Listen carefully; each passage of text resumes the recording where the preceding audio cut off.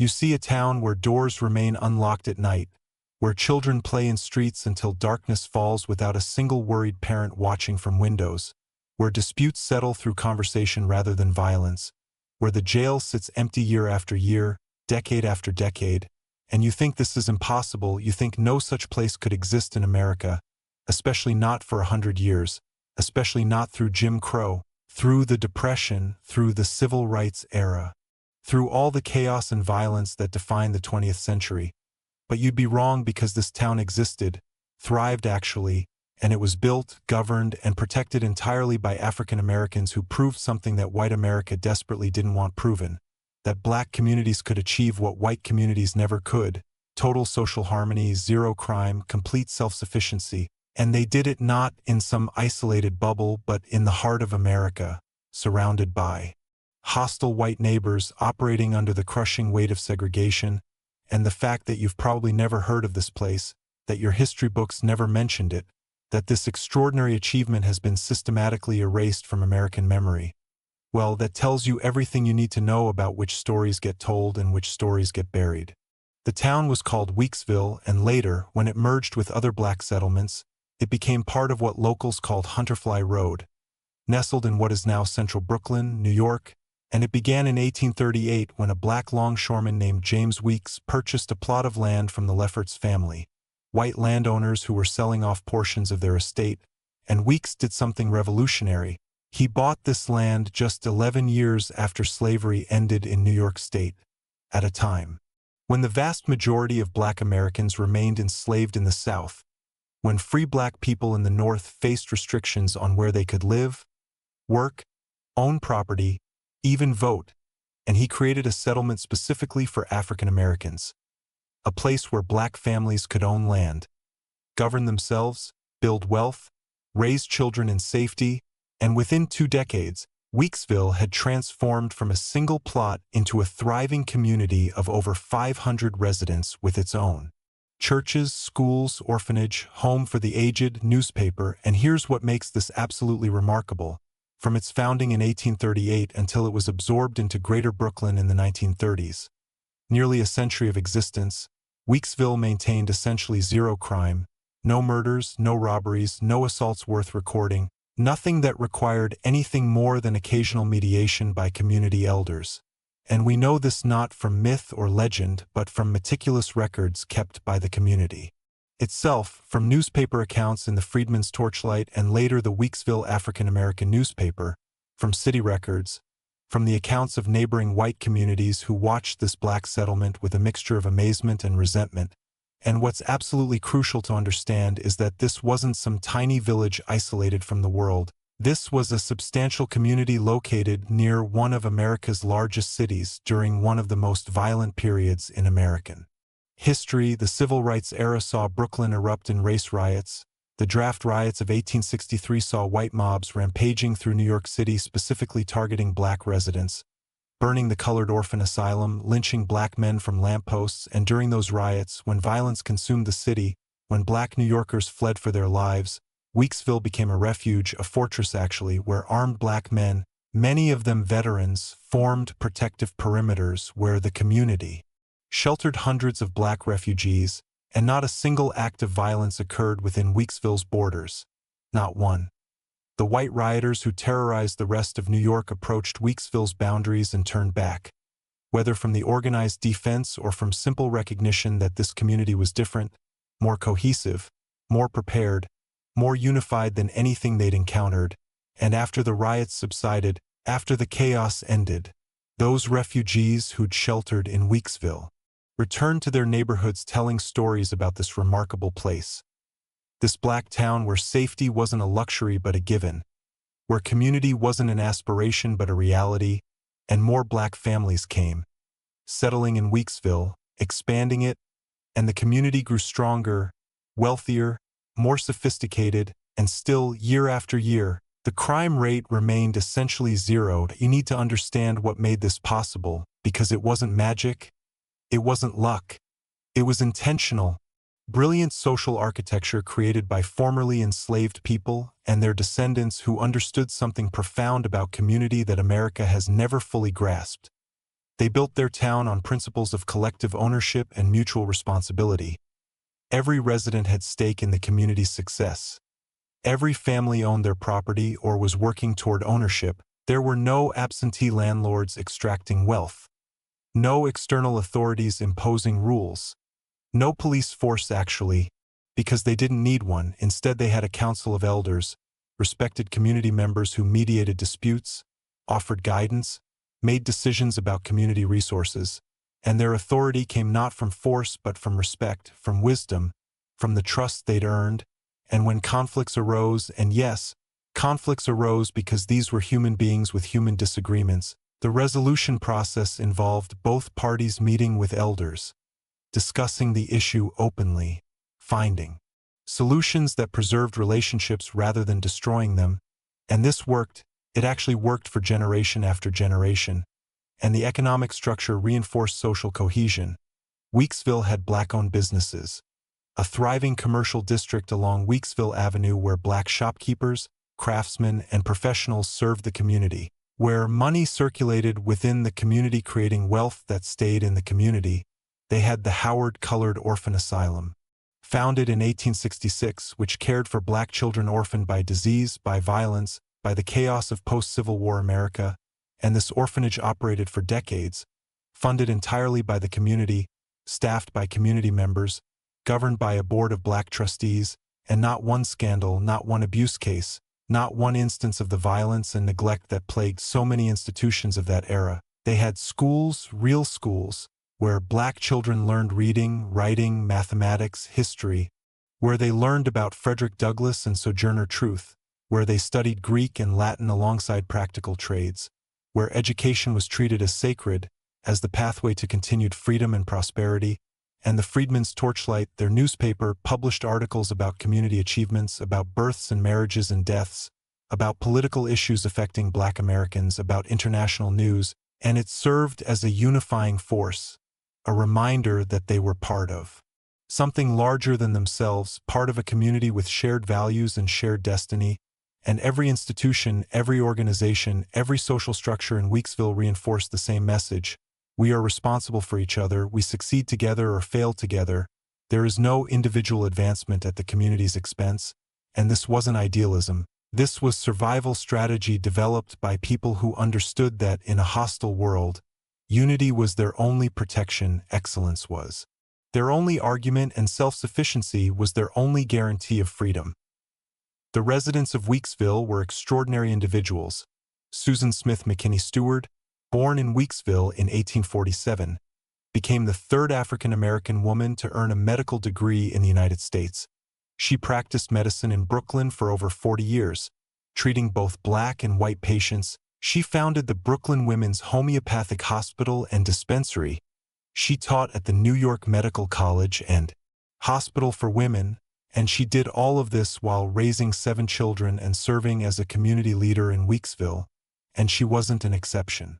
She was the product of Weeksville's culture. Moses Cobb, another Weeksville resident, owned a successful carting business and used his wealth to fund scholarships for Black students. He served on the orphanage board. He mediated community disputes. He organized the community's defense during the draft riots. And when he died in 1903, his funeral drew over 1,000 mourners, Black and white, from across New York. Sarah Garnett, the first Black woman principal in the New York City public school system, lived in Weeksville, taught in its schools before taking her position in the broader city system, and she remained active in the community throughout her life. These weren't isolated success stories. This was the norm. This was what Weeksville produced, generation after generation of educated, ambitious, civically engaged African Americans who achieved remarkable things while maintaining deep community ties, and the crucial point is that their success didn't breed the resentment, the competition, the violence that often accompanies inequality, because Weeksville's structure ensured that success lifted everyone, that achievement created opportunities for others, that wealth meant responsibility to the community, and this created a positive cycle where excellence begot excellence, where achievement inspired achievement, where stability reinforced stability, and for nearly a century, this cycle continued unbroken, through wars, through economic depressions, through the constant pressure of white supremacy surrounding them, through everything history threw at them, Weeksville remained a place where crime was essentially unknown, where safety was assumed, where community cohesion was the defining characteristic, and you have to ask yourself if this is possible, if a community of African Americans in the 19th and early 20th centuries, facing every possible disadvantage, every form of discrimination, every obstacle that American racism could construct, if they could build a society with zero crime for 100 years, what does that say about modern America's failures? What does that say about our current epidemic of violence, our overflowing prisons, our broken communities? What does that say about the excuses we make, the explanations we offer, the inevitability we claim? But here's where the story turns, where achievement meets erasure, where success triggers destruction. Not the dramatic destruction of burning buildings and violent mobs, but the slow, bureaucratic destruction of urban planning and progress. You see, as Brooklyn developed in the early 20th century, as the city expanded, as white developers and city planners looked at this valuable land occupied by a black community, they saw opportunity. They saw prime real estate being wasted on people who didn't matter, on a community that official histories didn't acknowledge, and they began the process of erasing Weeksville, not all at once, but piece by piece. First came the rezoning, the roads that suddenly needed to cut through the heart of the community, the subway lines that required demolition of historic buildings, the public housing projects that would modernize the area, bring progress, and never mind that Weeksville didn't need modernizing, that its residents owned their homes, that the community functioned better than the white neighborhoods surrounding it. Progress was coming, and progress meant erasure, and by the 1930s, most of Weeksville's historic core had been demolished, its residents scattered, its institutions closed or relocated, its extraordinary achievement forgotten. And here's the truly devastating part. This wasn't accidental. The city had records of Weeksville's existence, of its importance, of its unique place in New York and American history. But those records gathered dust. Those stories went untold, and for decades, for generation after generation, Weeksville existed only in the memories of elderly black Brooklynites who remembered their grandparents' stories about the town where doors stayed unlocked, where everyone knew everyone, where crime didn't exist, and most people, black and white, thought these were fairy tales, exaggerations, the nostalgic embellishments of old people remembering a past that never existed, except it did exist. We know it existed because in 1968, James Hurley, a pilot and historian, was flying over Brooklyn conducting an aerial survey when he noticed something strange. Building foundations that didn't match the street grid, structures that predated the surrounding development, and he investigated, and he discovered the remnants of Weeksville, for original houses still standing, hidden behind more modern construction, forgotten, ignored, practically invisible unless you knew where to look, and he rallied historians, activists, community members, and they began excavating, researching, documenting, and they uncovered the truth. They found the evidence that Weeksville wasn't myth but reality. They found property records, newspaper archives, personal letters, photographs. They found proof of this extraordinary achievement, and they established the Weeksville Heritage Center. They preserved those 4 houses. They created a museum. They began telling the story that had been buried for 40 years. And finally, Weeksville's achievement became part of the historical record again. But here's what you need to understand about why this story matters beyond Weeksville itself, beyond one community's extraordinary success. This proves something that America has spent centuries trying to deny, that the violence, crime, and social dysfunction attributed to black communities are not inevitable, not inherent, not the result of some cultural deficiency or moral failing, but the predictable outcomes of specific conditions: poverty, disinvestment, discrimination, lack of opportunity, external exploitation. And when those conditions are removed, when black communities have self-determination, when they control their own resources, govern their own affairs, when they're allowed to build the social structures that work for them rather than having structures imposed on them, they thrive, they excel. They achieve things that white communities claim are impossible. And Weeksville isn't unique in this. There were other all-black towns across America that achieved similar success. Greenwood in Tulsa, Oklahoma, known as Black Wall Street, was the wealthiest black community in America until white mobs burned it to the ground in 1921. Rosewood in Florida was a prosperous black town until white terrorists destroyed it in 1923. Seneca Village in Manhattan was a thriving black settlement until the city seized the land through eminent domain to build Central Park. Over and over, the pattern repeats. Black communities achieve extraordinary success through self-determination and collective effort. And that success gets destroyed, erased, forgotten, buried under layers of denial and historical amnesia. And you have to ask why. Why does America work so hard to forget these stories? Why aren't they in every history textbook? Why don't our children learn about Weeksville?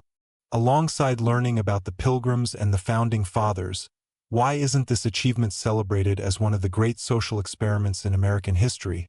And the answer is uncomfortable but necessary, because Weeksville's success undermines the fundamental narratives that America tells itself about race, about crime, about which communities are capable of self-governance and which require external control. Because if a black community in the 19th century, facing every disadvantage, could achieve zero crime for a century, what excuse does modern America have for its failures? What justification exists for our current systems of mass incarceration, over-policing, and state violence against black communities? And rather than confront these questions, rather than learn from Weeksville's success, rather than study what they did right and apply those lessons, America chose erasure, chose to forget, chose to demolish the evidence and scatter the witnesses and let the story fade into obscurity where it wouldn't challenge anything, where it wouldn't require anyone to rethink their assumptions or question their beliefs. Think about what Weeksville's residents built with almost nothing. They started with former slaves and the children of slaves, people who'd been denied education, denied property, denied basic human rights, people who were supposed to be incapable of self-governance according to the racial science of their era. And within one generation, they'd created a functioning town with its own economy, its own institutions, its own culture. Within 2 generations. They were producing doctors, teachers, business owners, community leaders. Within 3 generations, they'd maintained social harmony longer than most American cities ever have. And they did this while surrounded by hostility, while facing constant discrimination, while watching other black communities get terrorized and destroyed. And they survived, they thrived, they proved that the problem was never black people, never black culture, never anything inherent to African Americans. The problem was and always has been the conditions imposed on black communities, the extraction of wealth, the denial of opportunity, the constant intervention and disruption and violence. And when those conditions are removed, when black people have freedom to build their own communities according to their own values, the results speak for themselves. Zero crime for 100 years. Let that sink in. Zero crime for 100 years in a black community during the most racist period in American history. And if that doesn't fundamentally challenge everything you've been told about race and crime and community, if that doesn't make you question every assumption and every explanation you've accepted, then you're not paying attention, you're not listening, you're not willing to confront the truth that Weeksville's existence proves. That black excellence isn't exceptional, it's what happens when black people have the freedom and resources to determine their own destinies. And that's the lesson America refuses to learn. That's the truth that gets buried under urban development and historical amnesia.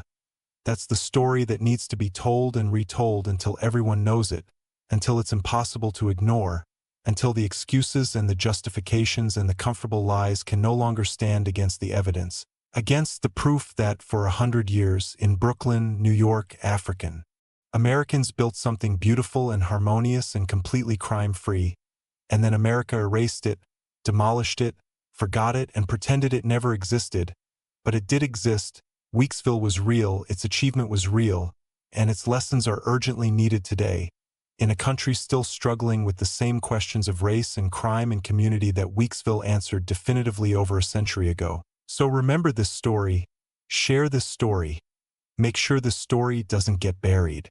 Again, because Weeksville's residents deserve to be remembered, their achievement deserves to be celebrated, and their example deserves to be studied, learned from, and applied, because they proved what's possible, they showed us the way, and we owe them the dignity of remembering, the respect of learning, and the commitment to building on what they created rather than continuing to destroy and forget and deny. So when someone tells you that crime is inevitable, that violence is natural, that certain communities are just predisposed to dysfunction, tell them about Weeksville, tell them about the African-American town with no crime for 100 years, tell them about the people who built paradise in the shadow of oppression and maintained it through everything history threw at them.